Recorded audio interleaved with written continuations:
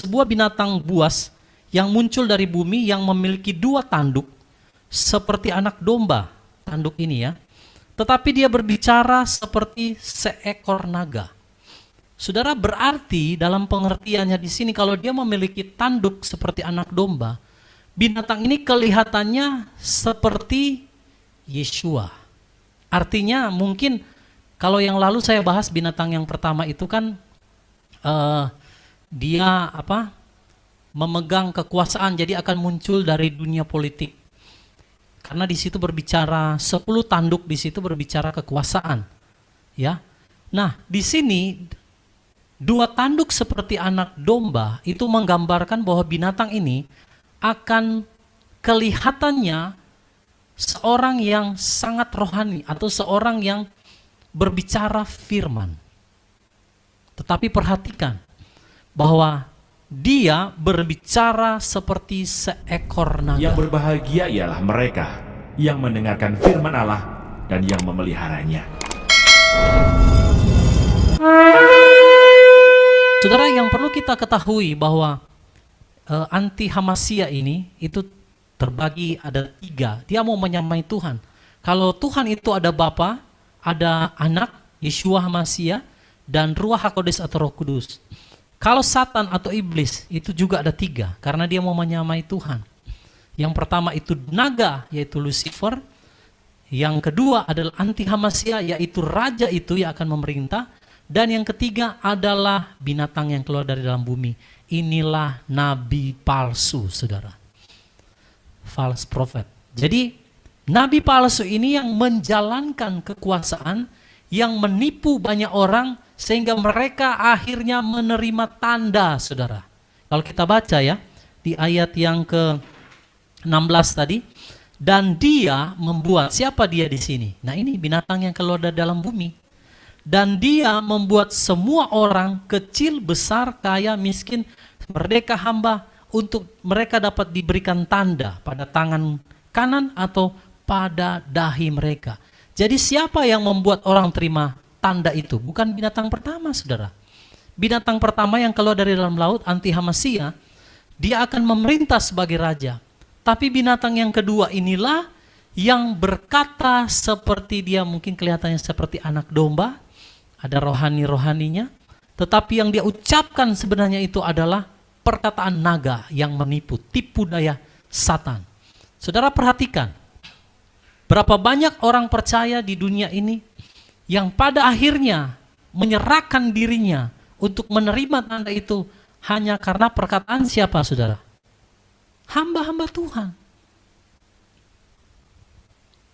Jadi perhatikan Wahyu 13 ini, saudara. Dia muncul seperti seekor domba, tetapi dia berkata-kata seperti naga. Jadi roh daripada nabi palsu ini itu sudah ada, saudara. Kalau kita baca dalam firman Tuhan itu antikris sudah muncul ke seluruh dunia. Mereka ada dalam wujud roh-roh nabi-nabi palsu yang memberitakan firman palsu, yang menyatakan bahwa kedatangan Tuhan masih lama, yang menyatakan segala hal yang berkata bahwa Tuhan artinya kita akan di-rapture lebih dahulu, baru anti Hamasia akan datang memerintah sebagai raja. Dan itu membuat banyak orang terlena, membuat banyak orang akhirnya, saudara, tidak waspada. Nanti saya akan tunjukkan satu ayat yang pernah saya sampaikan dahulu, bahwa murtad itu harus ada dulu, baru manusia durhaka atau binatang yang dari dalam laut ini muncul. Tapi kita akan fokus dulu bahas binatang yang keluar dari dalam bumi ini ya, saudara. Nah ini, saudara perhatikan di slide sini. Wahyu 13 ayat 11. Dan aku melihat melihat binatang buas lain yang muncul dari bumi dan yang memiliki 2 tanduk serupa dengan seekor anak domba, tapi dia berbicara seperti seekor naga. Binatang ini dari bumi berbeda dengan binatang yang keluar dari Abisos. Jadi ini satu pribadi yang lain. Dialah yang akan membuat semua manusia di bumi menerima tanda itu lewat bujukan kata-kata yang dia ucapkan. Nah, saudara bisa lihat di sini ya, dilihat dari sifat dan karakter binatang kedua ini, maka ia berkata-kata seperti anak domba. Tetapi perkataannya itu sebenarnya adalah perkataan seekor naga, saudara. Jadi ini jebakan. Dia pakai firman berkata, oh ini bukan tanda. Oh masih lama Tuhan akan datang. Dan orang banyak terjebak di sini, saudara. Jadi yang membuat orang terima tanda itu siapa? Bukan anti Hamasiahnya yang membuat. Yang membuat orang terima tanda sesuai tadi kita baca Wahyu 13 ya ayat 16, dan dia di sini adalah binatang yang keluar dari bumi ini. Nabi palsu inilah yang membuat orang akhirnya terima tanda. Bukan anti Hamasiah. Makanya orang salah pengertian, dia pikir saudara antikrisnya akan muncul dulu baru kasih tanda. No. Anti Hamasiah atau antikris ya yang orang tahu. Jadi banyak orang tertipu. Justru yang membuat orang terima tanda ini siapa, saudara? Binatang yang kedua, nabi palsu. Nah, jadi kita harus paham dulu di sini. Yang membuat orang terima tanda itu adalah nabi palsu. Dan dia adalah seorang pribadi, seorang manusia, saudara. Ya, oke, kita lanjut lagi. Lalu apa yang dilakukan oleh nabi palsu ini? Coba baca, Pak Doni boleh kembali baca Wahyu 13 ayat 13 sampai 14. Ini cukup panjang, saudara, saya harap saudara bisa konsentrasi ya. Wahyu 13 ayat 13 sampai 14. Wahyu 13 ayat 13 sampai 14. Dan dia melakukan tanda-tanda yang luar biasa, sehingga dia juga dapat membuat api turun dari langit ke bumi di hadapan orang-orang. Dan dia menyesatkan mereka yang tinggal di bumi melalui tanda-tanda yang diberikan kepadanya untuk melakukannya di hadapan binatang buas itu, dengan berkata kepada mereka yang tinggal di bumi agar membuat ikon binatang buas yang mempunyai luka pedang tetapi dia hidup. Saudara lihat, nabi palsu ini, binatang yang keluar dari dalam bumi, dia melakukan tanda-tanda ajaib, bahkan dapat membuat api turun dari langit. Sehingga saudara, orang-orang tersesatkan oleh mujizat palsu yang dibuat oleh nabi palsu ini. Karena apa, saudara? Selain dia bisa melakukan perkara dahsyat, mujizat, dapat menurunkan api dari langit. Saya bayangkan ini orang yang selain dia kelihatannya seperti rohani, tapi dia punya yang namanya power, kekuatan yang bisa membuat mujizat dan orang sampai kagum sama dia. Padahal dia ini adalah binatang yang keluar dari dalam bumi, yang menyesatkan banyak orang, saudara. Lalu dikatakan, saudara, dia akan di sini dikatakan dia akan melakukan di hadapan binatang buas yang pertama itu ya, dan berkata kepada orang yang tinggal di bumi untuk membuat ikon di sini image atau patung ataupun sejenisnya, saudara, supaya orang menyembah binatang yang pertama, yaitu binatang yang keluar dari dalam laut. Nah, dengan keajaiban yang dia buat, saudara, orang kalau lihat mujizat, mereka pasti akan kagum dengan orang itu, betul? Makanya nabi palsu itu dia harus ada dilengkapi dengan mujizat, supaya orang bisa percaya bahwa apa yang dia sampaikan itu berasal dari Tuhan. Makanya saya katakan, kita jangan terpesona dengan hamba Tuhan yang selalu melakukan mujizat.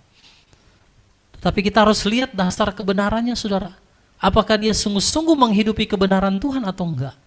Karena iblis pun bisa melakukan mujizat, saudara. Seperti yang saudara lihat dalam Wahyu 13 ini, orang-orang akan kagum kepada nabi palsu ini, saudara. Banyak orang akan tersesat oleh karena mujizat-mujizat yang dibuat oleh nabi palsu ini.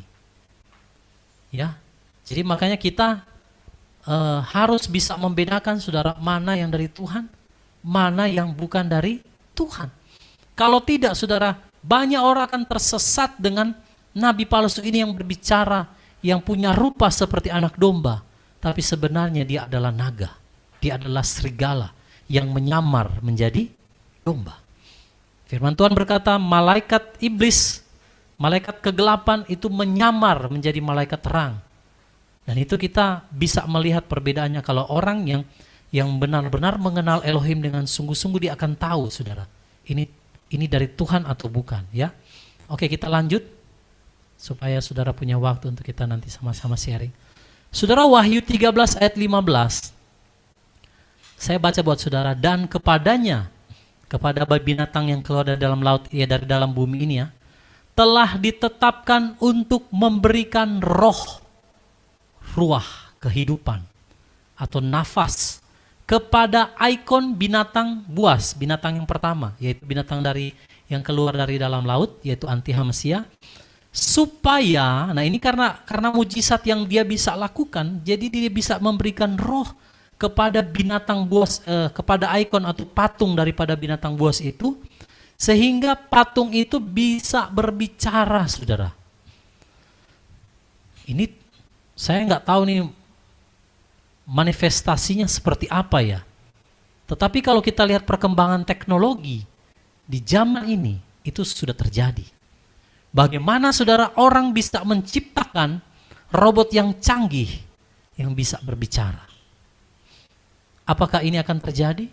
Saya rasa bisa, saudara. Dan dikatakan, dan dia membuat sebanyak orang yang tidak menyembah ikon binatang buas itu agar mereka dapat dibunuh. Maka saudara, peristiwa di sini saya taruh gambarnya Hananya, Misael dan Azaria, atau yang mungkin banyak kita tahu Sadrak, Mesak dan Abednego. Akan terjadi. Semua peristiwa di bumi ini tidak ada yang baru, saudara.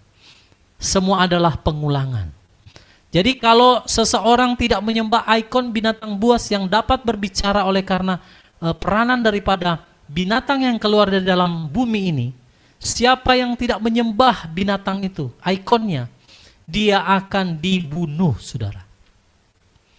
Sama seperti di zaman Daniel, Sadrak, Mesak dan Abednego.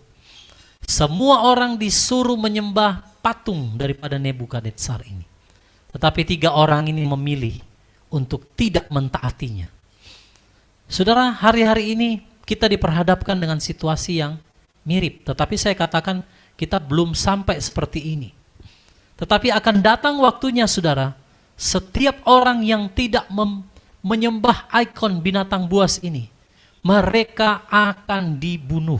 Sesuai dengan Wahyu 13 ayat 15. Pertanyaannya, apakah kita siap?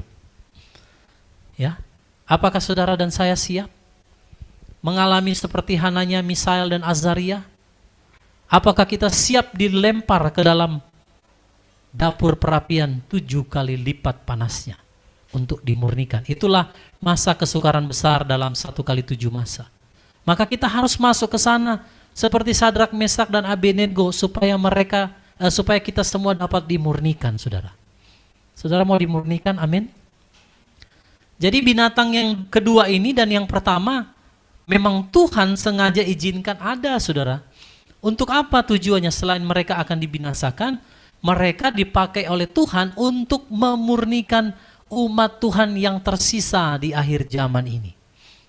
Jadi ada maksud dan tujuan kenapa Tuhan munculkan binatang buas 2 ini. Yaitu untuk memurnikan saudara dan saya. Oke, kita lanjut ya. Nah, ini penekanannya, saudara, nanti saya akan banyak membahas di ayat 16 dan 17 ini ya. Kalau tadi itu hanya sebagai intro saja supaya kita bisa tahu siapa sebenarnya binatang yang keluar dalam bumi itu, yang adalah nabi palsu ya, yang menyesatkan banyak orang. Nah, saya fokus kepada Wahyu 13 ayat 16 dan 17. Tadi sudah kita baca. Dan dia, yaitu nabi palsu, membuat semua orang kecil, besar, ya, juga kaya, miskin, bahkan merdeka dan hamba, supaya dia memberikan kepada mereka sebuah tanda. Garis bawahi kata tanda di sini, nanti saya akan membahas ini lebih banyak, saudara ya. Pada tangan kanan mereka atau pada dahi mereka, dan supaya setiap orang tidak dapat membeli, garis bawahi kata membeli, atau menjual, kecuali dia yang mempunyai tanda atau nama itu atau bilangan namanya. Jadi tanda Antihamasia di situ ada tanda, ada nama binatang itu, dan ada bilangan namanya. Ditutup dengan dikatakan itu kan ayat 18, bilangannya adalah bilangan seorang manusia, jumlahnya 666. Oke, sekarang kita akan pelajari, saudara, fokus di kata tanda ya, supaya kita memahami apa sebenarnya tanda Antihamasia itu. Apa sih mark of the beast itu? sebelum saya membahas lebih lanjut, saudara, kita harus melihat dulu dasar firman-Nya. Di dalam Kejadian 4 ayat 15, Ibu Mariana boleh tolong baca. Apa sih sebenarnya tanda itu yang dimaksud? Kejadian 4 ayat 15. Boleh Ibu Mariana baca? Kejadian 4 ayat 15. Dan dalam hal ini berfirmanlah Yahweh, sesungguhnya setiap orang yang membunuh Kain, dia akan dibalas 7 kali lipat. Dan Yahweh memberi tanda kepada Kain supaya tidak seorang pun yang menjumpainya akan membunuhnya. Nah, saudara perhatikan kata tanda yang Tuhan berikan kepada Kain, ya. Waktu dia membunuh Habel adiknya, dia lari, saudara, dan Tuhan kasih dia tanda supaya ketika dia berjumpa dengan orang lain, maka dia tidak akan dibunuh. Kalau menurut saudara, Tuhan memberikan tanda kepada Kain itu berupa fisik atau enggak? Pasti berupa fisik yang bisa dilihat oleh orang, betul? Jadi bukan tanda yang enggak terlihat loh, saudara. Yang orang bilang hanya pikiran dan perbuatan. No. Ini tanda yang terlihat secara fisik, sehingga ketika orang berjumpa dengan Kain, dia akan melihat ada tanda ini. Dan mereka tidak membunuhnya. Karena itu tanda daripada Yahweh, Tuhan. Nah, kata tanda dalam ayat ini menggunakan bahasa Ibrani OTH. Kalau saudara yang suka menyelidiki Strong Concordance itu di H226, saudara, kata di sini punya makna begini, tanda, isyarat, sinyal ya. Seperti bendera atau mercusuar. Kalau saudara yang naik kapal, lihat ada yang daerah yang ada karang-karangnya itu ditaruh mercusuar supaya orang tidak tabrak. Lalu ada monumen, pertanda, fakta, bukti, tanda atau petunjuk. Nah, saudara bisa lihat di screen sini ya. Tanda yang membedakan atau juga bukti, token, bendera, panji, ingatan, tanda ajaib, keajaiban, dan peringatan. Nah, apa tujuan daripada Bapa Yahweh memberikan tanda kepada Kain? Saya tulis di bagian akhir sini. Tujuannya adalah supaya tidak ada seorang pun yang membunuhnya. Berarti tanda ini bersifat protection, perlindungan, betul? Dan tanda ini bukanlah tidak dapat dilihat oleh orang-orang. Kalau berbicara protection, perlindungan, maka tanda itu berwujud secara fisik yang bisa dilihat oleh orang. Amin, saudara? Jadi ini tanda yang diberikan Elohim kepada Kain itu dapat dilihat secara fisik, bukan sesuatu yang supranatural, no. Lalu kita lanjut ya. Oke, ini kaitannya semua akan berlanjut, saudara. Ini ayat yang pernah kita bahas dahulu ya, tapi saya akan bahas lagi. Yeskiel 9 ayat 4. Boleh Pak Doni membacakan lagi, Pak? Yeskiel 9 ayat yang keempat.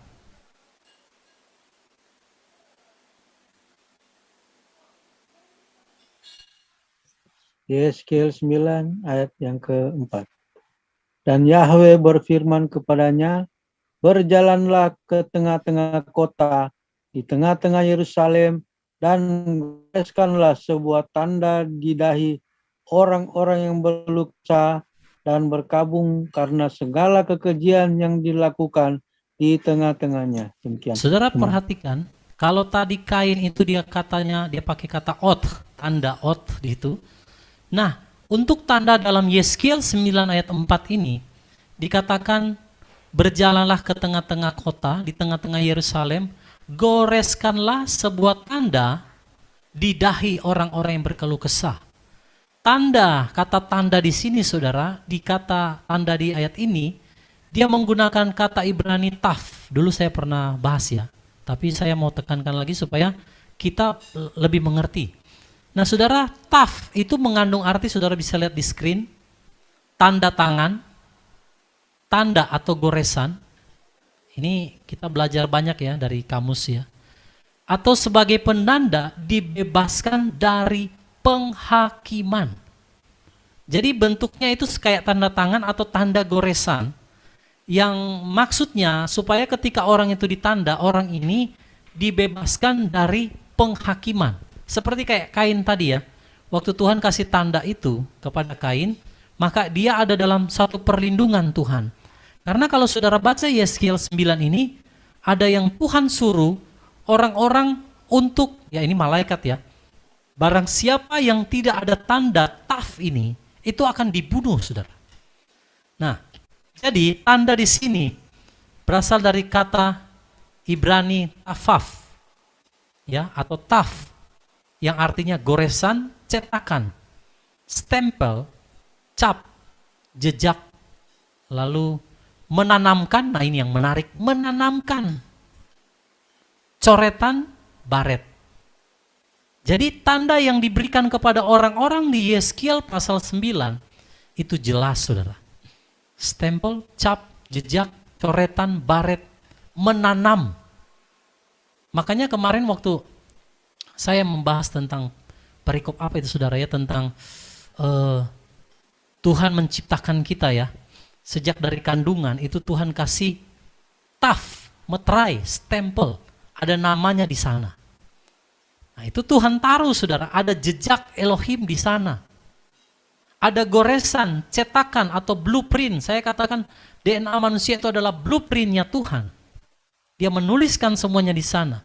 Maka kata taf di sini itu bisa berarti goresan, cetakan atau stempel atau cap. Dan itu Tuhan nyatakan di dalam Yeskiel 9. Orang-orang yang nggak ada tanda ini semua mati nggak, saudara? Mati. Berarti tanda taf di sini adalah juga tanda perlindungan kepada orang-orang yang memiliki stempel atau cap daripada Elohim. Mereka tidak akan dibinasakan.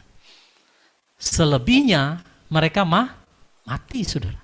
Kalau saudara baca Yeskiel 9 ini, ngeri sekali, saudara. Orang-orang yang nggak ada tanda ini, mereka dibinasakan. Saya tanya sama saudara, iblis itu adalah ahli dalam menciplak. Betul? Jadi kalau Elohim bikin sesuatu yang seperti ini, bisa nggak saudara dia menciplak? Sangat bisa. Hati-hati, saudara ya. Nah, kalau saudara baca ayat selanjutnya dari Yeskiel 9 ini, Elohim memerintahkan para pria-pria itu, saudara, untuk membunuh semua orang kecuali mereka yang memiliki goresan taf pada dahinya. Berarti tandanya kelihatan nggak, saudara? Kelihatan secara fisik. Jadi kalau ada orang yang berkata, Pak, tanda itu kan berbicara pikiran dan perbuatan sesuai yang tertulis dalam firman Tuhan. Kalau tanda itu hanya berbicara pikiran kita yang menyimpang dari kebenaran, lalu perbuatan kita yang menyimpang dari kebenaran, nggak mungkin, saudara, orang nggak bisa jual beli. Iya kan? Orang bisa jual beli, saudara, karena ada tanda itu. Kalau cuma sekedar pikiran yang bertentangan dengan firman dan perbuatan yang tidak sesuai kebenaran, ya orang bisa aja, saudara, masuk bebas-bebas aja di dalam berjual beli, bertransaksi. Jadi dari Yeskiel 9 ini kita tahu bahwa Elohim yang membuat tanda itu, taf. Dan ini yang dicuri oleh iblis. Saudara perhatikan kata taf di sini. Artinya di sini ada goresan, cetakan, stempel, jejak, cap, menanamkan, baret. Nah, itu tanda yang Elohim lakukan atau berikan kepada orang-orang di Yeskiel 9 ini. Siapa yang nggak punya tanda ini binasa. Iblis dia licik. Di Wahyu 13 dia akan buat tanda yang sama. Siapa yang nggak punya tanda ini dibunuh, nggak bisa jual beli, saudara. Nah, itulah iblis, pencuri, pembunuh, dan pembinasa. Oke, kita lanjut. Sekarang saya akan membukakan lagi kepada saudara, kalau tadi itu berbicara dalam perjanjian lama, sekarang mari lihat Wahyu 7 ayat 3-4. Ibu Mariana boleh baca? Silakan, Bu. Wahyu 7 ayat 3-4. Ini di perjanjian baru, saudara ya. Wahyu 7 ayat 3-4. 3 dan 4, ya. Janganlah kamu merusak darat atau laut ataupun pepohonan sampai kami dapat memeteraikan hamba-hamba Elohim kami pada dahi mereka. Dan aku mendengar jumlah mereka yang telah dimeteraikan 144.000 orang yang telah dimeteraikan dari setiap suku anak cucu Israel. Nah, saudara lihat sekali lagi di dalam perjanjian baru, ditulis, kita sudah bahas sebenarnya ini ya, tapi kita kayak flashback. Ada 144.000 dari setiap suku, 12 suku Israel yang dimeteraikan. Nah, kata dimeteraikan di sini, karena perjanjian baru itu kan yang orang lebih populer mengenalnya ditulis dengan bahasa Yunani. Dia pakai kata spragizo. Saudara, kita harus belajar ini supaya kita tidak mudah disesatkan ya. Terutama bagi Bapak Ibu mungkin yang baru mengikuti channel Kawanan Kecil. Jadi saudara, kita semua belajar ya. Nah, dimeteraikan di sini atau spragizo itu saudara berbicara meterai atau tanda yang diberikan kepada orang-orang yang akan dihindarkan dari kehancuran yang akan datang. Karena kalau saudara baca Wahyu 7 di sini, orang-orang yang tidak memiliki meterai ini saudara, waktu nanti 4 malaikat itu dilepas, maka bumi itu akan mengalami musibah dan segala macam hal yang akan membuat banyak orang mati atau binasa. Tetapi yang punya meterai spragizo ini saudara, mereka akan dilindungi dari kehancuran yang akan datang. Kembali lagi saudara, tanda di sini berbicara secara apa? Fisik. Jadi bukan tanda yang secara di roh saja yang nggak ada kelihatannya, enggak. Ini tandanya secara fisik. Saudara, seperti dalam Yeskiel 9 tadi yang kita baca, sama. Di Wahyu 7 ini juga, ya, malaikat memeteraikan saudara. Hamba-hamba Elohim 144.000 dari 12 suku Israel itu dengan tanda secara fisik yang dapat dilihat. Sehingga mereka dilindungi dari kehancuran yang akan datang. Ini luar biasa saudara. Jadi kita bisa sekali lagi bisa mengerti bahwa tanda yang dimaksud dalam Wahyu 13 itu benar-benar adalah secara fisik. Bukan yang nggak kelihatan, tapi itu fisik. Ya, oke, kita lanjut. Nah, ini lagi saudara, saya balik lagi ke perjanjian lama. Saudara lihat Keluaran 12 ayat 13. Pak Doni boleh baca? Keluaran 12 ayat 13. Keluaran 12 ayat 13. Dan darah pada rumah-rumah tempat kamu berdiam di sana akan menjadi seperti tanda bagimu. Maka aku akan melihat darah itu dan aku akan lewat di atas kamu. Dan tulah yang membinasakan tidak akan ada padamu ketika aku mendatangkan pukulan atas tanah Mesir. Demikian. Haleluya. Puji Bapak Yahweh. Ini diteguhkan kembali saudara. Di Keluaran 12 ayat 13 dikatakan Tuhan memerintahkan kepada bangsa Israel untuk apa? Mengolesi saudara pintu mereka dengan darah domba. Supaya apa saudara? Ketika aku melihat darah itu dan aku akan lewat di atas kamu dan tulah yang membinasakan tidak akan ada padamu. Nah saudara, jadi Tuhan perintahkan bangsa Israel untuk kasih tanda. Tandanya secara fisik enggak saudara? Secara fisik. Jadi walau waktu malaikat maut datang melintasi setiap rumah-rumah di Mesir dan setiap rumah yang ada tanda ini dilalui. Walaupun dia orang Israel, kalau dia enggak taat saudara taruh darah ini mati juga saudara anaknya. Betul ya? Nah, makanya tanda di sini itu berbicara secara fisik saudara. Ya, ketika Elohim melihat tanda ini maka dilalukan. Sama di Wahyu 7 tadi. Kalau nanti ketika saudara bencana itu datang dan orang-orang yang telah dimeteraikan, yang sudah ditetapkan untuk diselamatkan, mereka tidak akan tersentuh saudara oleh perusak 4 malaikat yang akan merusak bumi ini. Nah, jadi sekali lagi tanda di sini itu berbicara secara fisik saudara. Baik yang di Kain, baik yang tadi di Yeskiel 9, lalu di Wahyu pasal 7 dan di Keluaran 12, semua ini berbicara tanda yang terlihat secara fisik. Makanya saya kasih perikop di sini, iblis itu hanya meniru apa yang Elohim buat. Jadi kalau Tuhan buat begini, dia akan buat juga. Orang-orang yang terima tanda dia akan dia lindungi. Betul? Tidak akan dia bunuh. Tapi yang tidak punya tanda, dia ikut yang Yeskiel 9. Orang yang tidak punya tanda daripada binatang ini akan apa? Dibunuh.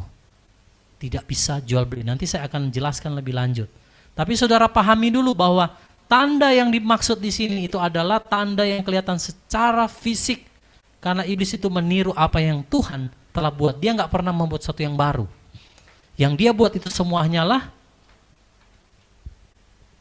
replika atau contoh atau tiruan dari apa yang Tuhan lakukan. Oke, kita akan lanjut saudara ya. Oke, saya akan membahas pragiso tadi yang di Wahyu pasal 7 ya. Tadi kita sudah baca. Nah, apa itu spragiso atau meterai yang malaikat tandai kepada orang-orang yang dimeteraikan dari 12 suku Israel berjumlah 144.000. Nah, spragiso atau meterai dalam Wahyu 7 itu pengertian begini, memeteraikan dengan cincin meterai atau alat lain untuk menstempel atau gulungan meterai, yaitu untuk membuktikan kepemilikan atau mengotorisasi atau memvalidasi apa yang dimeteraikan. Artinya gini saudara, sederhananya ya. Spragiso itu adalah meterai kepemilikan daripada yang memeteraikannya. Berarti kalau Tuhan yang memeteraikan, maka kita semua yang ada tanda itu dimeteraikan nggak saudara? Menjadi kepemilikannya Tuhan. Ya. Di mana meterainya? Saya sudah jelaskan yang lalu. Sejak dalam kandungan, Tuhan telah spragiso kita. Makanya di dalam DNA manusia itu ada nama YHWH, Yahweh. Yang maksudnya adalah apa saudara?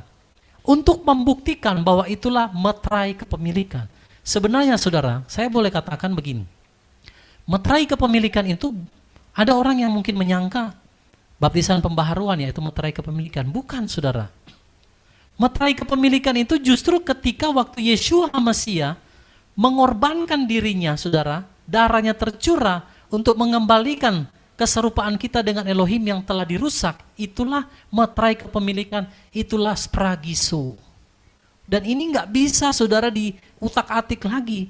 Karena di dalam Ibrani dikatakan tidak ada korban lagi untuk bisa membuat meterai ini kembali kalau dia rusak saudara. Jadi ini adalah bukti kepemilikan Tuhan. Ingat dalam firman Tuhan katakan, kamu telah dibeli dengan darah yang mahal. Itulah spragiso. Nah jadi jangan main-main saudara, ini tandanya ini jelas. Jadi kalau Tuhan bisa buat ini, maka saudara iblis pun bisa membuat hal ini. Ya. Spragiso itu artinya juga begini, menandai seseorang atau sesuatu untuk memasang tanda dengan membebuhi meterai atau stempel. Nah, jadi kalau orang bikin satu milik ya kayak makanan lah atau minuman atau apalah benda yang dia ciptakan, maka dia akan pasang stempel di situ. Ini adalah merek ini. Saudara beli jeans, celana jeans ada yang merek yang terkenal, ada merek lokal, ya kan? Harganya kan beda-beda, saudara.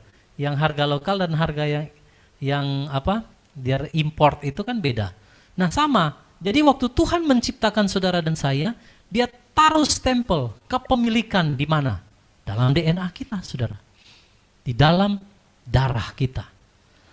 Dan dikatakan spragiso juga untuk menandai seseorang atau sesuatu, untuk memasang tanda dengan membebuhi meterai atau stempel. Oh ini sama ya, ini mungkin ke duplikat. Mohon maaf ini saya ke copy paste ya. Jadi spragiso di sini adalah meterai kepemilikan. Jadi kita yang sudah dibeli dengan darah Yeshua HaMasiah, saudara dan saya itu ada meterai kepemilikan Elohim di dalam hidup kita. Makanya Yeshua mati di kayu salib, darahnya tercurah, itulah spragiso, itulah meterai yang tadinya dirusak saudara. Waktu di Taman Eden, manusia jatuh dalam dosa dan Kejadian pasal 6 mencatat mereka saudara akhirnya kawin dengan malaikat jatuh, meterai ini rusak saudara. Maka Yeshua harus datang memperbaiki ini, supaya meterai kepemilikan ini kembali kepada Bapa yang adalah pencipta kita semua. Dan iblis tahu, ini yang iblis incar saudara. meterai ini, ya. Oke, kita lanjut. Saudara sudah tahu apa itu spragiso di dalam Wahyu pasal 7? Ini meterai kepemilikan di mana Tuhan akan melindungi orang-orang ini atau yang akan dibawa oleh Tuhan ke dalam peristiwa rapture. Jadi pastikan hidupmu saudara masih memiliki meterai ini. Jangan cemarkan ya meterai Elohim ini di dalam tubuh kita. Oke. Ibu Mariana boleh baca Wahyu 14 ayat 1. Wahyu 14 ayat 1.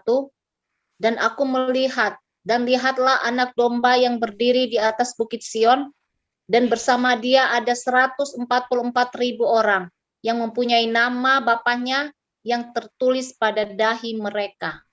Oke, saya mau saudara lihat kata tertulis. Pengikut anak domba 144.000 yang tadi sudah dispragiso itu ya, sudah dimeteraikan, itu ada tertulis nama Bapa di dahi mereka. Jadi perhatikan kata tertulis di sini itu dari bahasa Yunani-nya grapho. Grapho ini pengertiannya juga sama, menggores kayak ukiran begitu, pahatan atau goresan suatu permukaan. Kayak ada di apa ya, gambarnya kayak orang bikin sesuatu dicoret saudara di satu permukaan. Atau lebih gampangnya kalau saudara melihat kayak orang pengrajin pahatan begitu ya, mereka bikin kayak ukiran. Nah itu yang dimaksud dengan tertulis atau diukir nama daripada Bapa itu ada di dahi mereka. Maka kata grapo di sini berkaitan dengan yang tadi kita baca saudara ya, ini spragiso, yaitu meterai. Nah, jadi orang-orang yang terima tanda ini tertulis di dahi mereka, saudara, maka kata grapo ini yang mengandung arti ukiran atau pahatan atau goresan, ya, atau huruf-huruf yang tertulis, itu ada pada pengikut anak domba 144.000 ini yang ada di bukit Sion bersama dengan Tuhan, yaitu Yeshua HaMashiach. Makanya saya katakan saudara, kalau ada orang yang berkata 144.000 ini yaitu perempuan di dalam Wahyu pasal 12 yang berkata mereka enggak rapture, itu saya rasa keliru saudara. Kenapa? Karena Wahyu 14 ayat 1 menjelaskan mereka ini ada di bukit Sion bersama dengan Yeshua HaMashiach. Berarti dia rapture enggak saudara? Halo? Orang-orang ini rapture enggak saudara? Kalau ada di bukit Sion surgawi, berarti mereka rapture saudara. Rapture. Jadi kalau ada yang bilang saudara wanita ini Israel itu tidak di rapture, saya kira itu keliru. Tidak sesuai dengan Wahyu 14 ayat 1. Mereka ada kok di bukit Sion bersama dengan Yeshua HaMashiach, berarti mereka di rapture. Wanita itu pada akhirnya juga nanti di rapture. Nah, oke. Sekarang saya kasih ringkasan di sini. Berarti dari semua ayat dan kesimpulan yang tadi kita baca, maka tanda Elohim itu pertama kelihatan saudara. Lalu bersifat perlindungan. Artinya memeteraikan orang-orang ini untuk dilindungi. Lalu yang ketiga, bukan merupakan sifat perbuatan-perbuatan, melainkan tanda dalam bentuk nyata dan terlihat. Nah ini. Jadi tanda Elohim ini pun bisa terlihat saudara. Sesuai dengan Wahyu 7 ini. Tergores memang kelihatan. Seperti juga yang di Kain, peristiwa Kain ya. Tuhan gores juga. Seperti yang Yeskiel 9. Ada juga goresan di sana. Maka tanda yang Tuhan buat sebenarnya itu bersifat kelihatan secara fisik. Lalu yang kedua adalah bersifat untuk melindungi. Dan yang ketiga bukan berbicara hanya perbuatan. Tetapi itu tanda dalam bentuk nyata dan terlihat. Amin saudara. Makanya iblis meniru juga hal yang sama. Maka tanda anti Hamashiach atau 666 itu bukan hanya berbicara pikiran dan perbuatan saudara. Tapi itu berbicara tanda yang terlihat secara fisik. Makanya orang nggak bisa jual beli. Nah oke, kita masuk lebih dalam lagi saudara. Ini ngeri saudara ya, kalau di bagian ini orang kalau dia disingkapkan ini pasti dia akan gemetar saudara. Wahyu 13 ayat 16. Boleh Pak Doni bacakan lagi?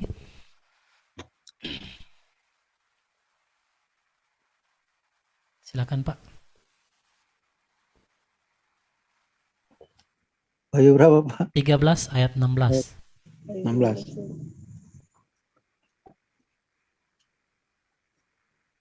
Dan dia membuat semua orang kecil dan besar, juga kaya dan miskin, bahkan merdeka dan hamba, supaya dia memberikan kepada mereka sebuah tanda pada tangan kanan mereka atau pada dahi mereka.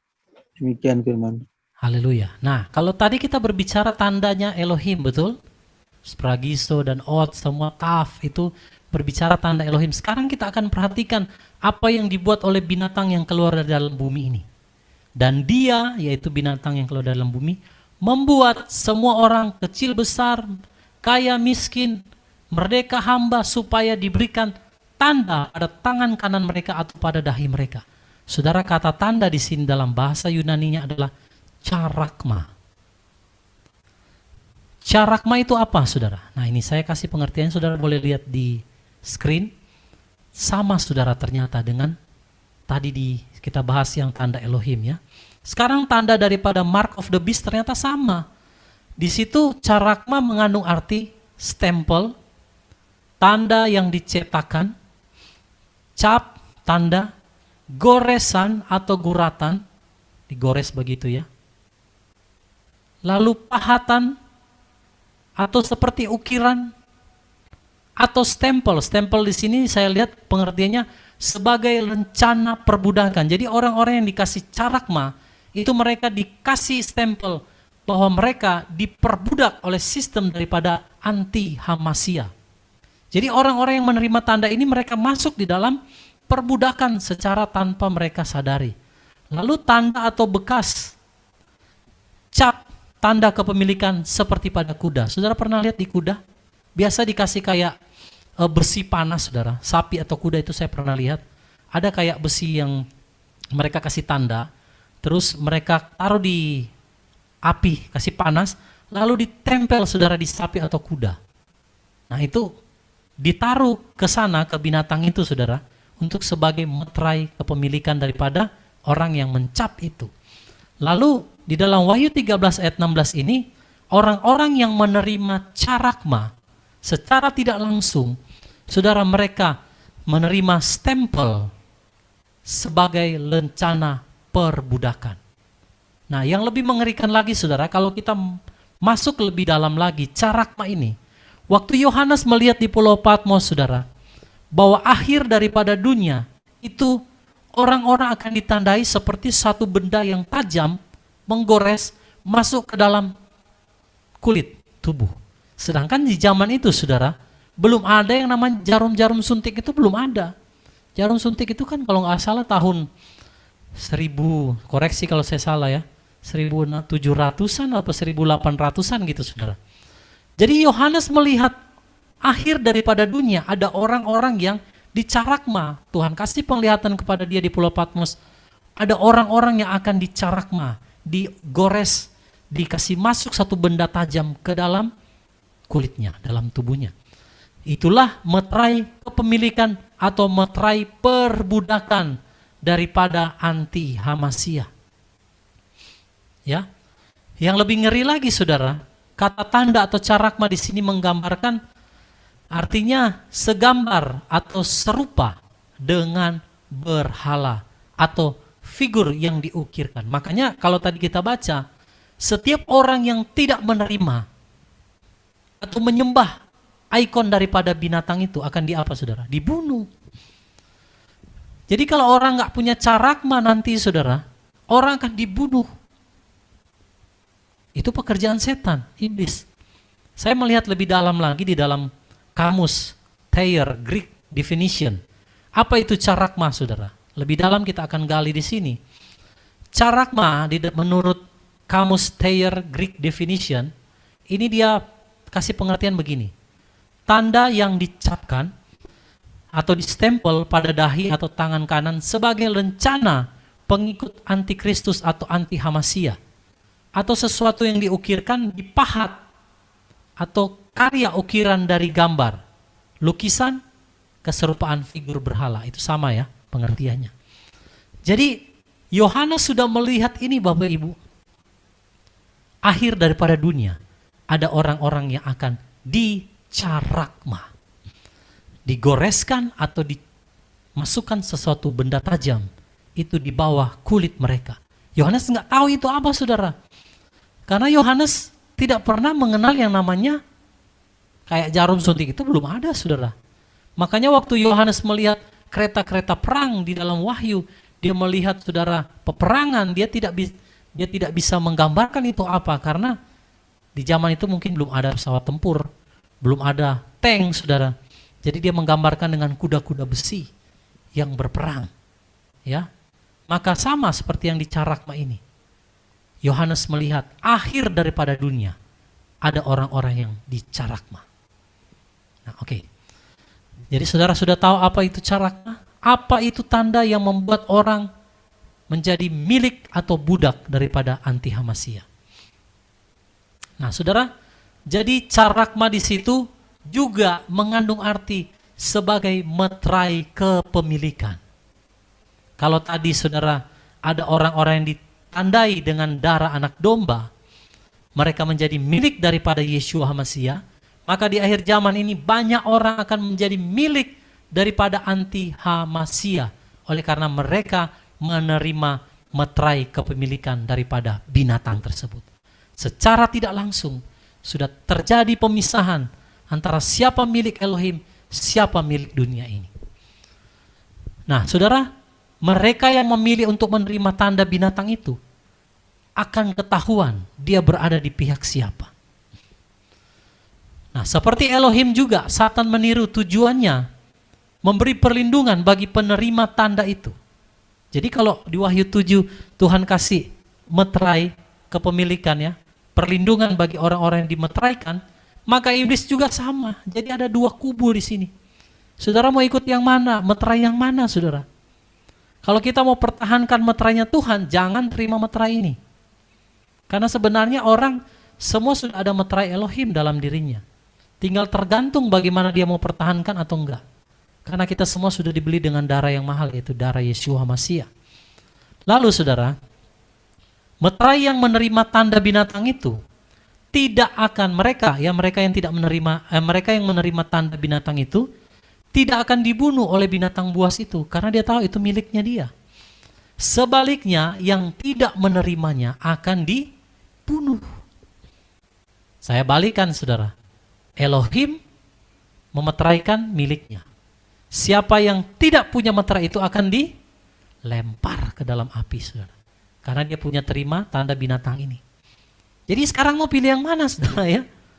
Ada dua tanda di sini, meterai kepemilikan. Saudara mau pilih yang mana? Ingat, saudara, ini adalah pilihan. Saya selalu berkata bahwa orang masuk neraka itu bukan kecelakaan. Orang masuk neraka itu karena pilihannya, saudara. Karena dia yang memilih, saudara. Ya, oke, kita lanjut. Lebih lanjut lagi, Wahyu 13 ayat 17, Ibu Mariana boleh baca. Wahyu 13 ayat 17.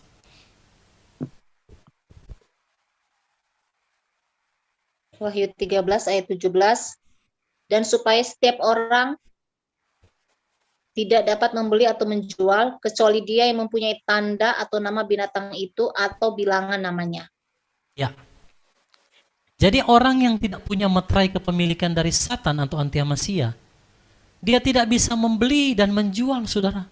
Kecuali mereka yang punya Carakma tadi. Ya. Nah, kata Yunani untuk kata membeli di sini, saudara perhatikan. Karena kalau orang tidak punya Carakma, dia nggak bisa menjual, dia nggak bisa membeli. Saya bahas dulu kata membeli di sini, dia pakai kata agorazo.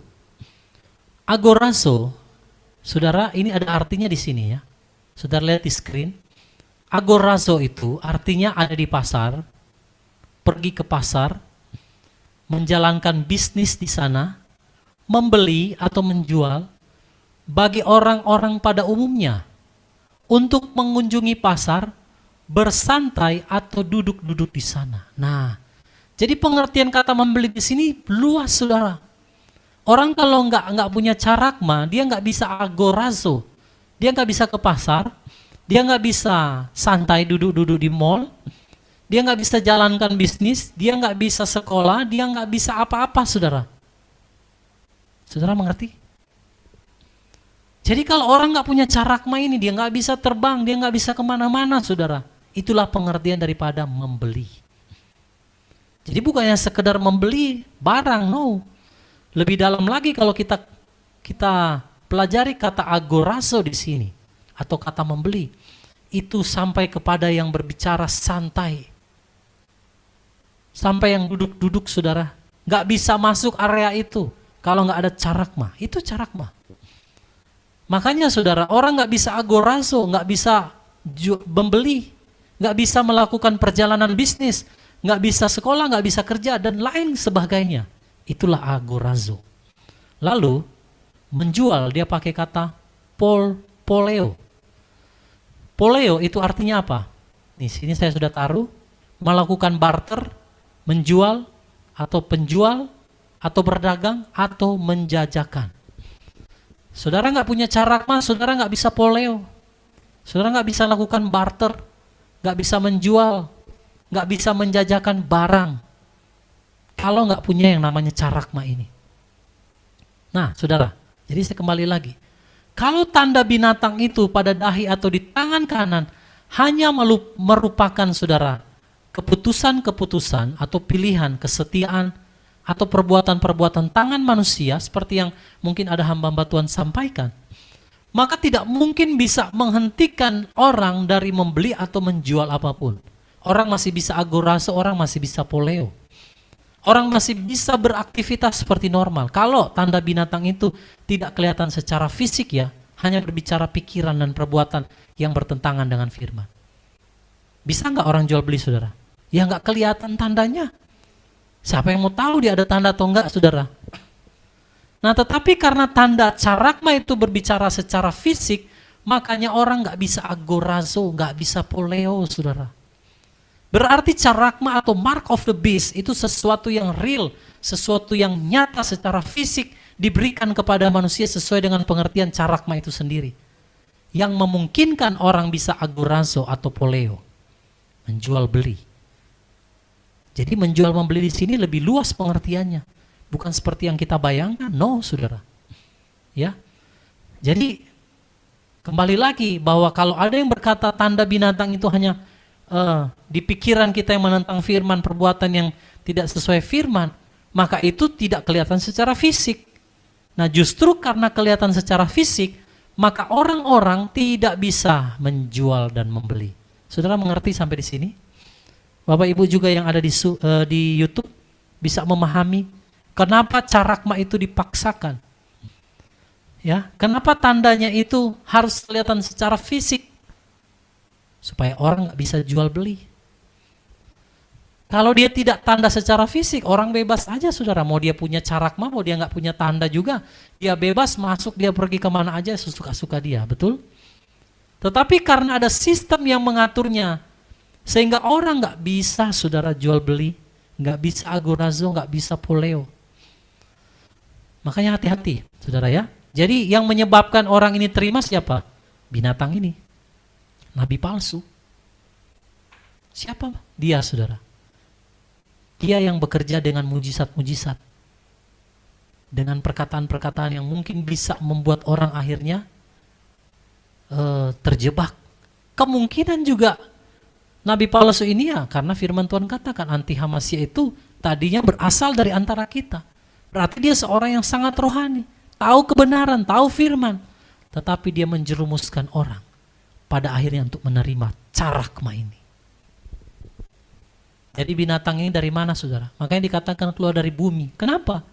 Karena memang dari antara kita dia akan muncul. Nabi palsu ini, saudara, akan muncul dari antara kalangan orang-orang yang percaya kepada Yeshua Hamasya. Itulah nabi palsu. Oke, kita lanjut, saudara ya, karena ini cukup panjang. Sekarang kita akan lihat apa konsekuensi kalau orang menerima tanda itu. Mari Pak Doni baca Wahyu 14 ayat 9 sampai 11, Pak. Wahyu 14 ayat 9 sampai 11.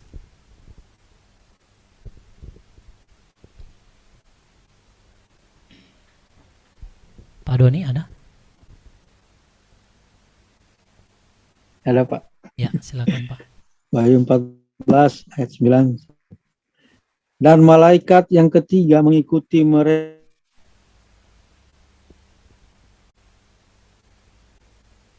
Putus ya.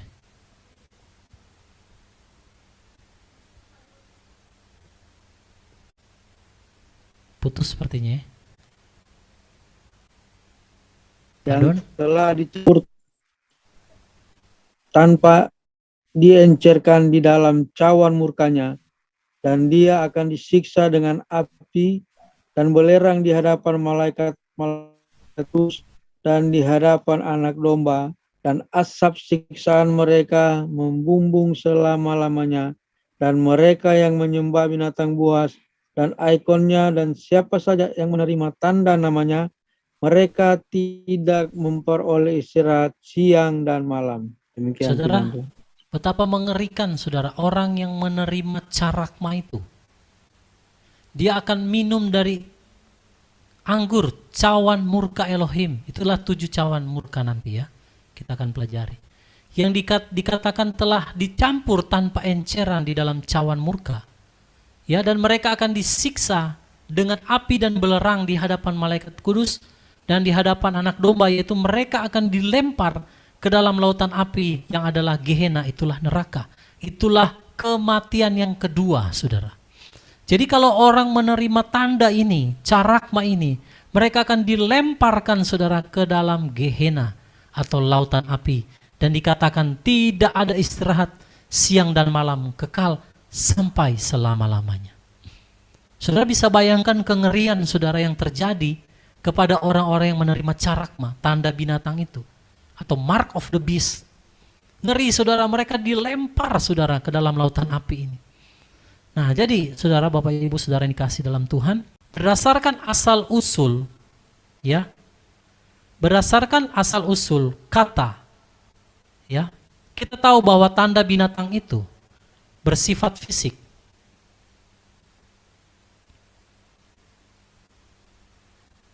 Sebentar ya saudara.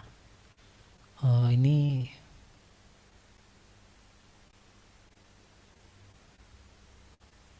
ada yang terhenti ini rekamannya. Sebentar ya. Saudara yang di... Oh ya, ini recordingnya mati ya.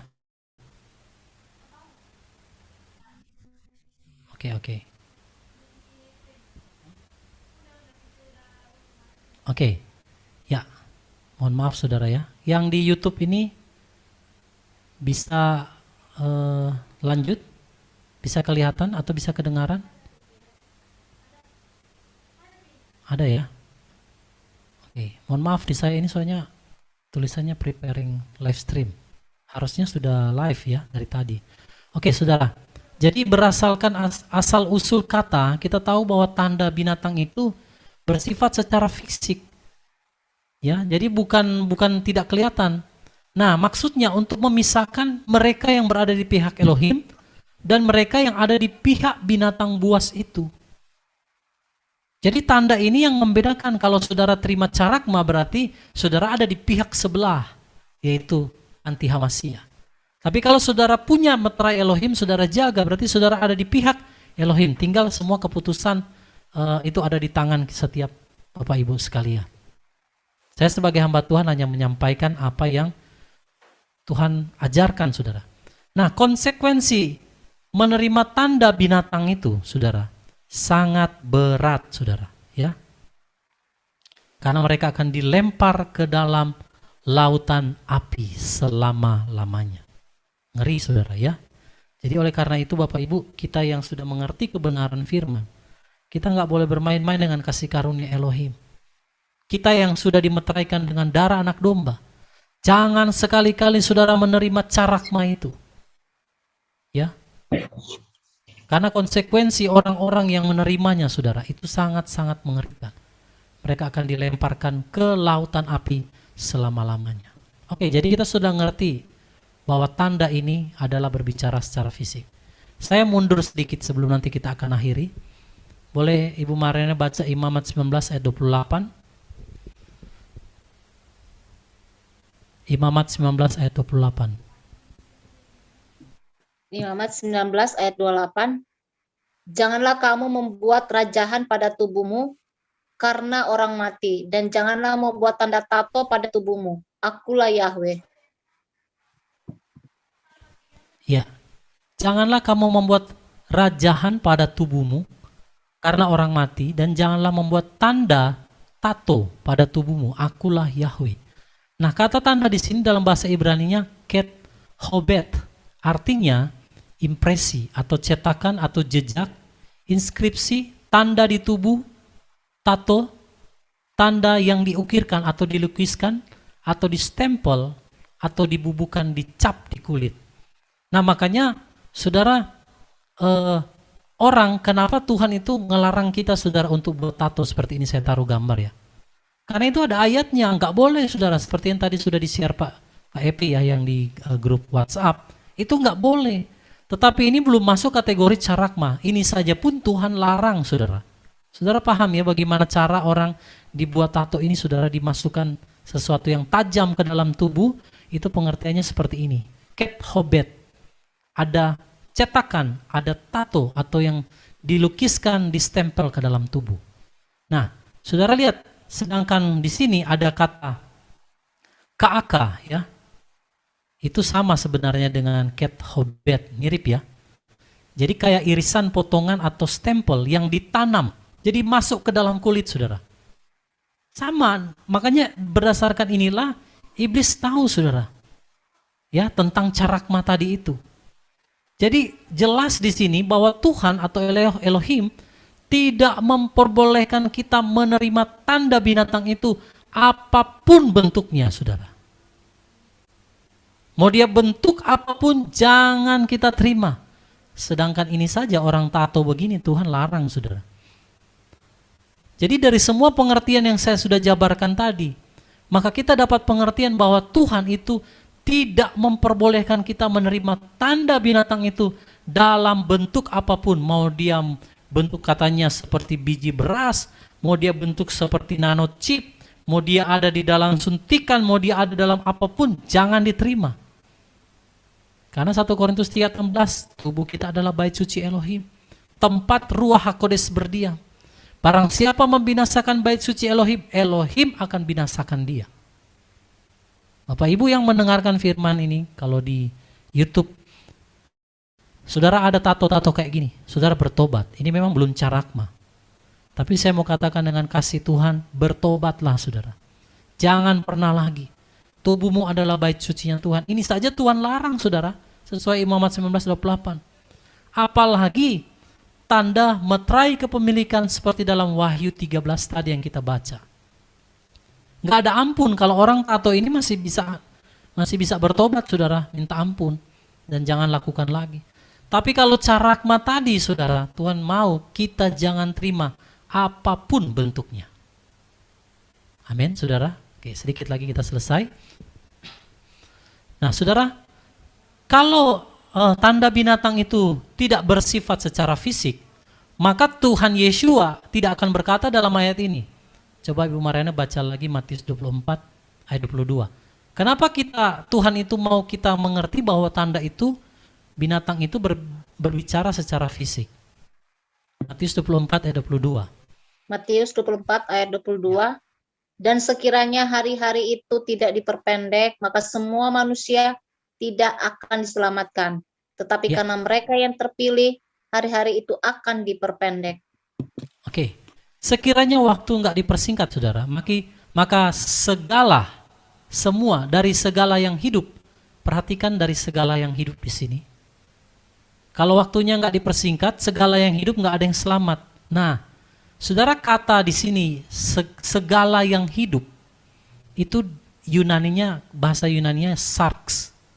Sarx itu daging atau makhluk hidup atau tubuh. Jadi, saudara, tidak akan ada yang selamat ya kalau waktunya tidak dipersingkat. Tapi oleh karena orang-orang pilihan, maka waktu itu dipersingkat ya. Jadi secara tidak langsung Tuhan Yeshua itu sudah merujuk kepada hal-hal seperti yang terjadi di zaman Nuh.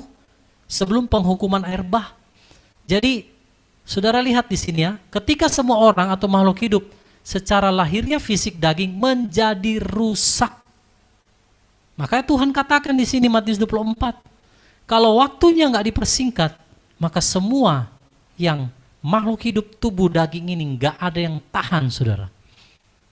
Karena setiap orang yang tidak terima tanda itu nggak bisa jual beli, nggak bisa melakukan apapun. Saking mengerikannya waktu itu, saudara, dan orang-orang akan banyak dibunuh. Makanya Tuhan mempersingkat waktunya karena ada orang-orang kudus di dalam masa itu, saudara. Nah, di dalam hal ini kita tahu bahwa Tuhan Yesus HaMasiah mengambil, saudara, berkata di dalam firman ya, seperti di dalam zaman-zaman Nuh, maka demikian juga pada hari kedatangan anak manusia. Jadi ada fisik lahiriah daging kita yang menjadi rusak, saudara, akibat daripada tanda ini, carakma. Saudara bisa paham sampai di sini ya?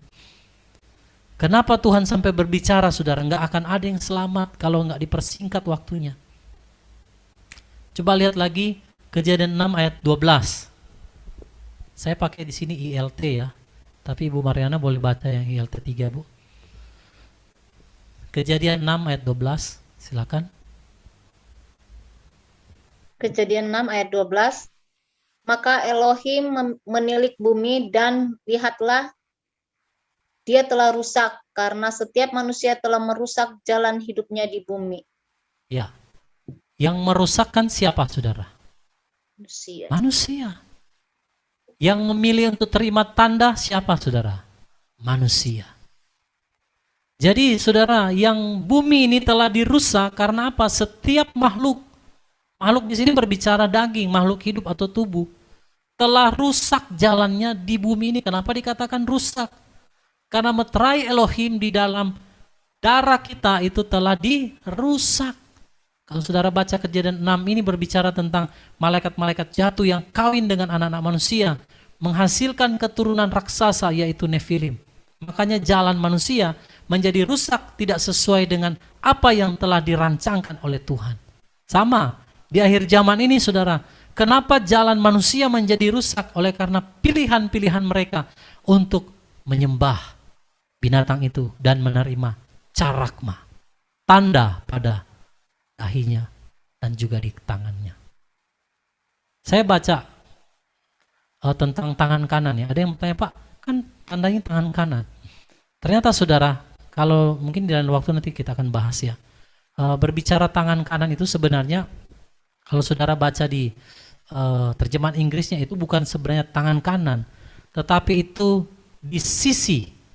Jadi bisa dia kanan, bisa dia di kiri. Dan itu tanda berbicara secara fisik ya. Nah, makanya tanda binatang ini harus sesuatu yang bersifat secara fisik. Itulah carakma. Yohanes nggak pernah melihat itu, saudara. Dalam arti waktu Yohanes melihat itu, benda-benda itu belum ada mungkin di zaman itu, ya. Tapi dia melihat carakma akhir daripada dunia. Ada manusia, orang-orang akan ditandai, dimasukkan sesuatu barang yang tajam ke dalam kulitnya mereka. Dan Yohanes nggak pernah tahu itu apa, saudara. Karena ada hal-hal yang memang belum dibukakan. Sampai kepada akhir zaman, maka di Daniel ditulis orang akan menyelidiki dan pengetahuan akan bertambah. Oke, kita lanjut. Tinggal sedikit lagi ya. Nah, mungkin ada yang bertanya, Pak, kan anti Hamasiah belum muncul. Loh, masa sudah ada tandanya? Oke, ini sebagai penutup. Coba lihat 2 Tesalonika 2 ayat 3. Pak Doni boleh bacakan lagi? Inilah, saudara, kuncinya sebenarnya ada di sini ya. 2 Tesalonika 2 ayatnya yang ketiga. 2 Tesalonika 2 ayat 3. Boleh baca yang terjemahan baru, Pak? Kalimatnya lebih jelas di sini soalnya.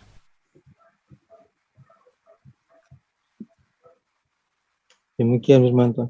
Janganlah kamu memberi dirimu disesatkan orang dengan cara yang bagaimanapun juga, sebab sebelum hari itu haruslah datang dahulu murtad, dan haruslah dinyatakan dahulu manusia durhaka yang harus binasa.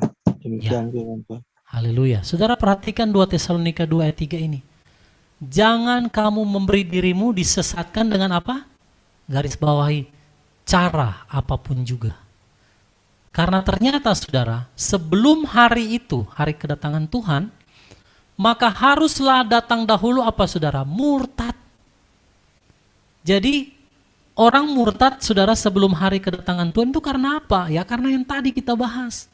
Lalu dikatakan haruslah dinyatakan dahulu manusia durhaka yang harus binasa. Berarti ini hari itu di sini berbicara hari rapture, pengangkatan.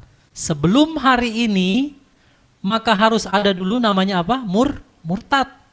Lalu harus ada dulu manusia durhaka yang akan dinyatakan. Sekarang pertanyaan saya, kalau hari itu adalah hari rapture yang dimaksudkan saudara, maka sebelum hari itu akan datang dulu apa?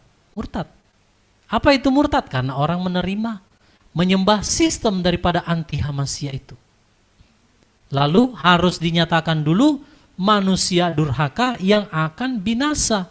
Berarti saudara saya tanya, murtad sama manusia durhakanya harus ada dulu baru rapture atau rapture dulu baru ada murtad dan manusia durhaka dulu? Bingung kan saudara jawab ya?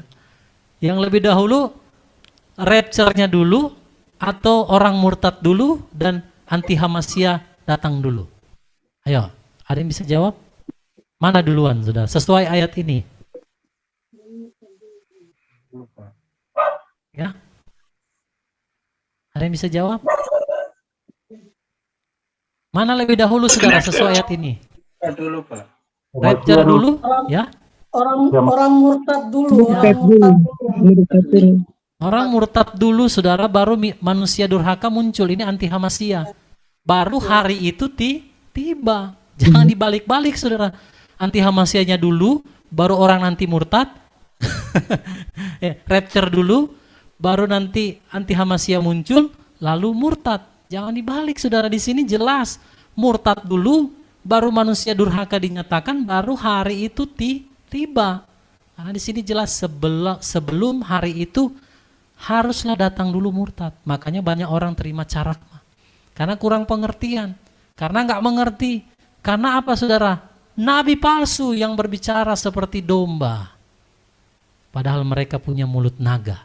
Mereka menyesatkan banyak orang.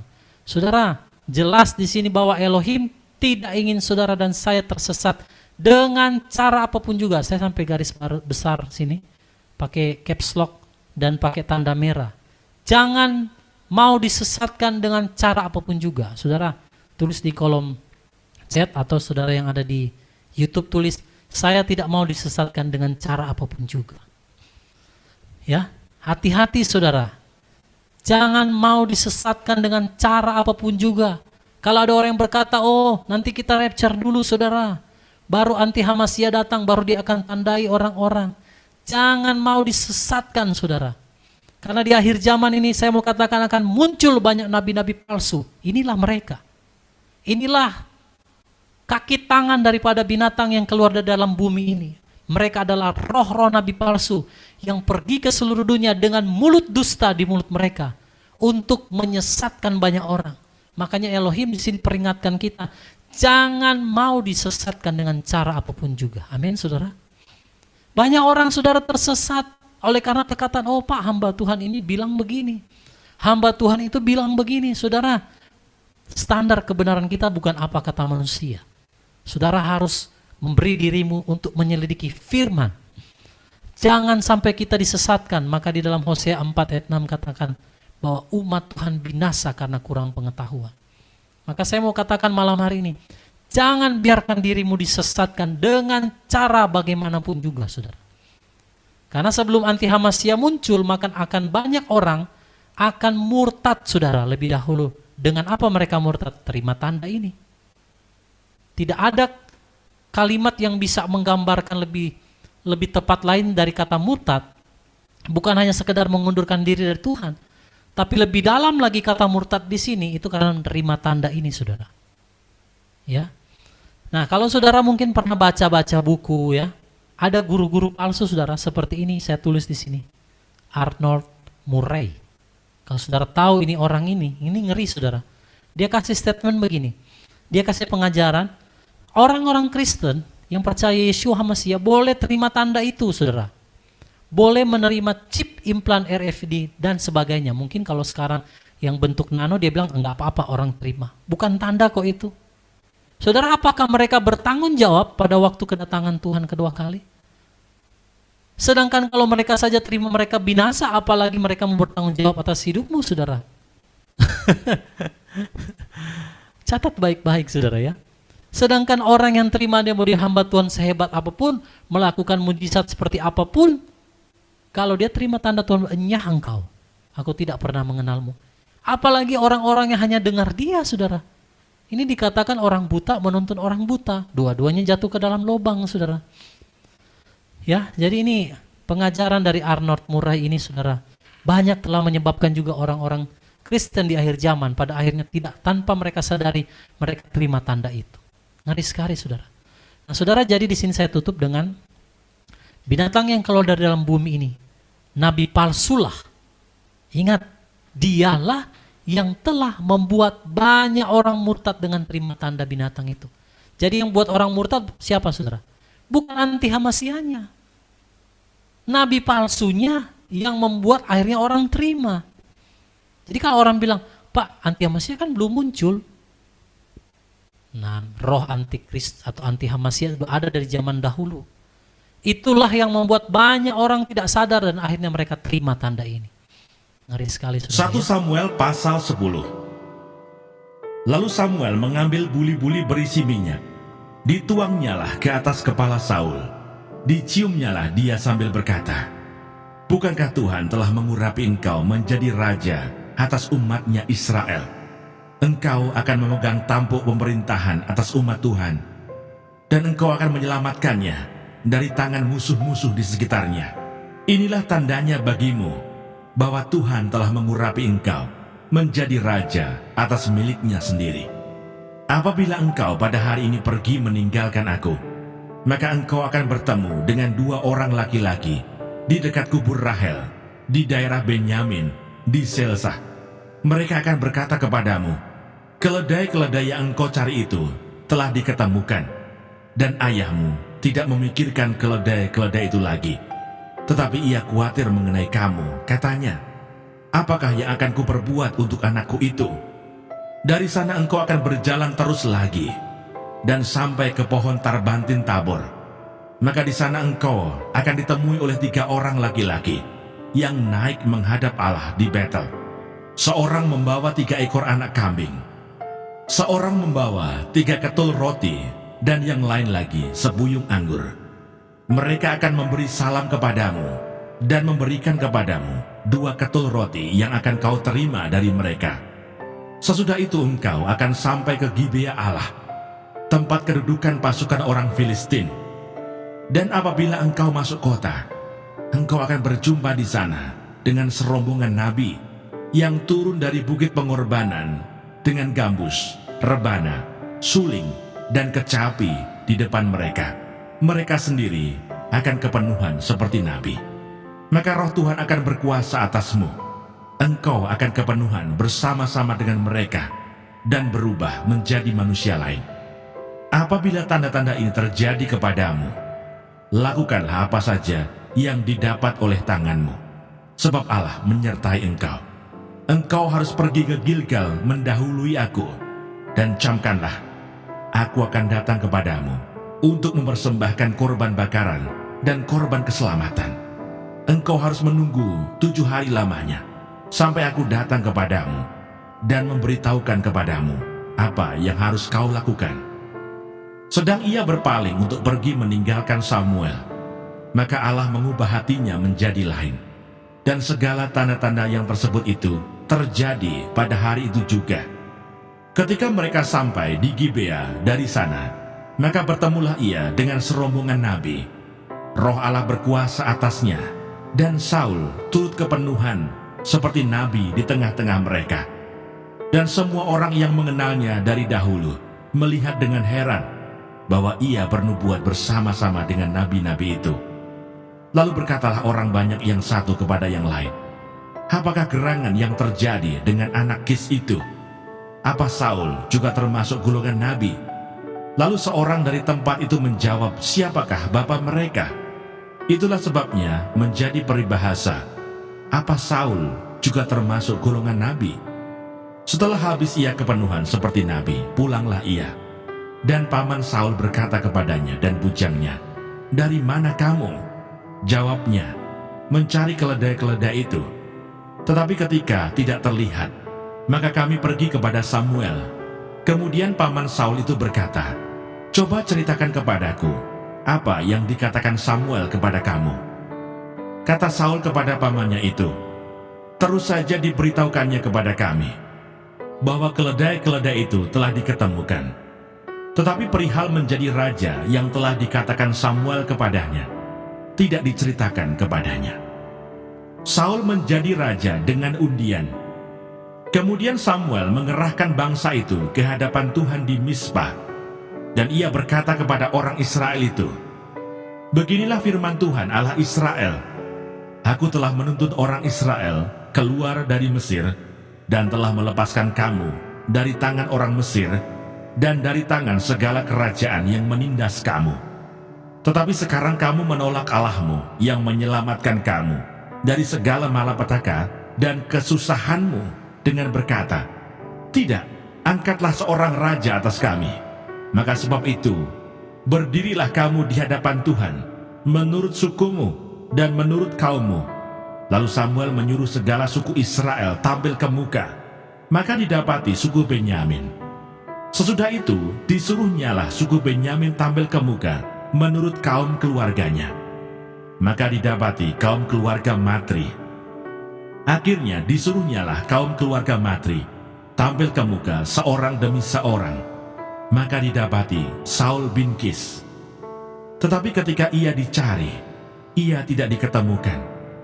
Sebab itu ditanyakan pula lah kepada Tuhan, "Apa orang itu juga datang kemari?" Tuhan menjawab, "Sesungguhnya ia bersembunyi di antara barang-barang." Berlarilah orang ke sana dan mengambilnya dari sana. Dan ketika ia berdiri di tengah-tengah orang-orang sebangsanya, ternyata ia dari bahu ke atas lebih tinggi daripada setiap orang sebangsanya. Dan Samuel berkata kepada seluruh bangsa itu, "Kamu lihatlah orang yang dipilih Tuhan itu, sebab tidak ada seorang pun yang sama seperti dia di antara seluruh bangsa itu." Lalu bersoraklah seluruh bangsa itu demikian, "Hidup raja!" Kemudian Samuel menguraikan kepada bangsa itu tentang hak-hak kerajaan, menuliskannya pada suatu piagam, dan meletakkannya di hadapan Tuhan. Sesudah itu Samuel menyuruh seluruh bangsa itu pulang, masing-masing ke rumahnya. Saul pun pulang ke rumahnya, ke Gibea, dan bersama-sama dengan dia ikut pergi orang-orang gagah perkasa yang hatinya telah digerakkan Allah. Tetapi orang-orang dursila berkata, "Masakan orang ini dapat menyelamatkan kita?" Mereka menghina dia dan tidak membawa persembahan. Yang berbahagia ialah mereka yang mendengarkan firman Allah dan yang memeliharanya.